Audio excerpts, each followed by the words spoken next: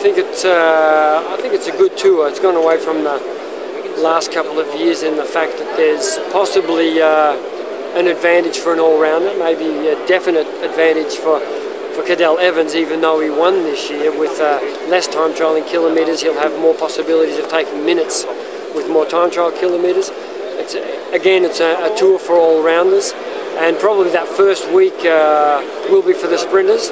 Unfortunately, there's no bonifications because it could have seen a change of yellow jersey a few times, but realistically the one that wins the prologue could keep that jersey for the next 7 or 8 days. Sure. In terms of favourites, I mean, everyone's saying that it's a bad tour route for the Schlecks. Is it too quick to jump to those conclusions? I think yes, it is too quick to jump to conclusions. You saw what carnage happened this year at the Tour in the first week. Cadel Evans winning a Tour de France with so little time trial kilometres, and yet taking it right to the climbers and being able to win. I mean, the Tour de France, anything's possible. That last week is going to be, lead heavy. Those stages in the Pyrenees, short, hard stages, and then capping it off with the time trial straight after that. It's going to be rugged last week. Sure.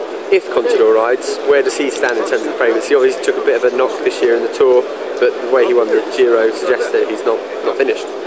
Yes, that's right. I mean, in the past we've seen Alberto do fantastic time trial rides, but is he at the same level as Cadel Evans in those time trial rides? And if he's not, can he make the difference in the mountain stages that there are? Obviously, there's 3 mountaintop finishes, but can he make enough time up to get those minutes back on Evans? Sure.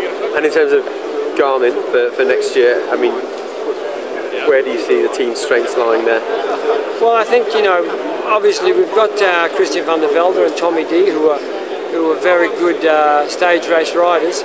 We've got Dan Martin, who's probably going to start in the Tour next year. The time trials mightn't be to his advantage, but those mountaintop finishes, especially the first one, could be really good for him. And then, I think he's going to try and go for that mountain jersey anyway. I mean, it seems to be right up his alley. We've got some sprinters on board, Tyler Farrar, Heinrich Hausler. How we work that out for the Tour in that first week will be very interesting, but we've got another few months to do it. Are you looking to bring that lead out train success from HTC to Garmin? I know that Colin Fernandez, Robbie Hunter, they're back on the team now, so it's a beefed up lineup to help Tyler.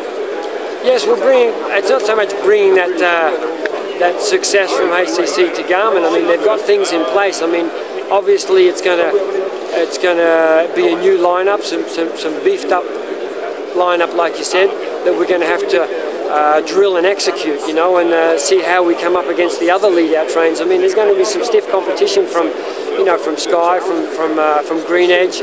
There's going to be some good lead-out trains next year, so it's how we incorporate that into a complete Tour team.